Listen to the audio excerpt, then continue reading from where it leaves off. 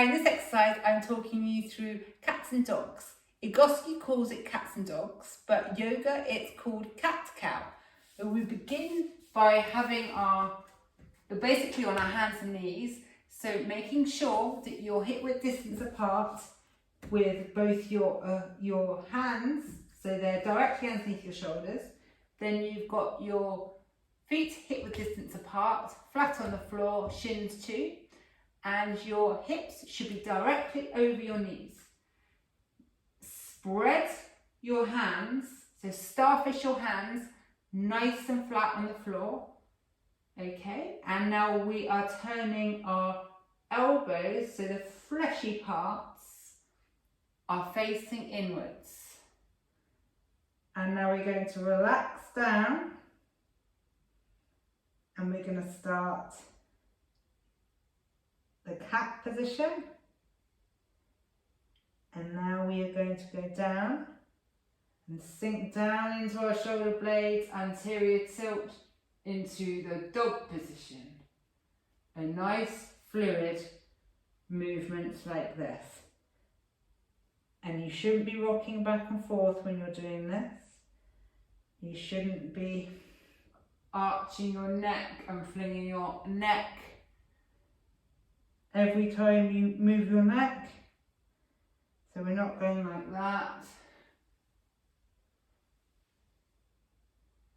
Everything is static. The only thing is moving is your back, your spine. It should be a really nice ripple. Think of a little man starting from this point. He's been starting at my neck, my cervical spine, going all the way down. Now he's sinking to my shoulder blades. Now he's going all on my lower back. And back again. All the way from my coccyx, lower back, upper back, spine. And back into the cat. So as you can see, it's only my spine moving. I'm not rocking back and forth. It took me ages to get this right. And even now when I'm not concentrating properly, I can fall back into old habits. This is a great one for elongating your spine, the whole of your spine. Great for the hip flexors as well.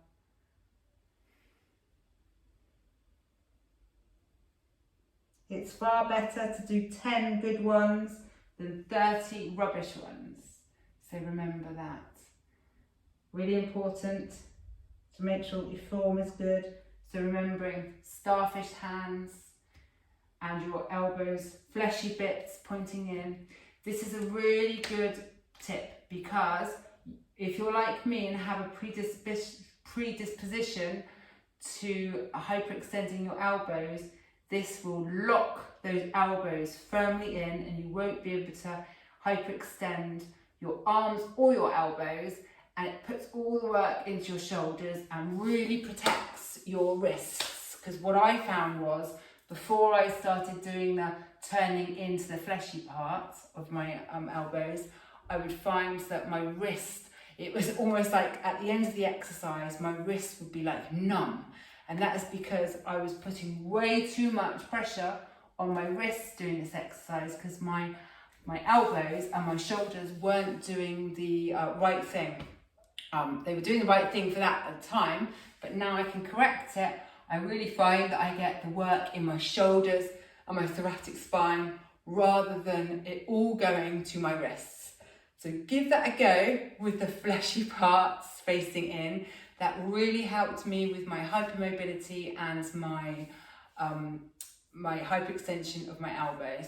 Just remember to do the anterior tilt when you get down to the bottom. Really nice fluid movement you want, no jerking.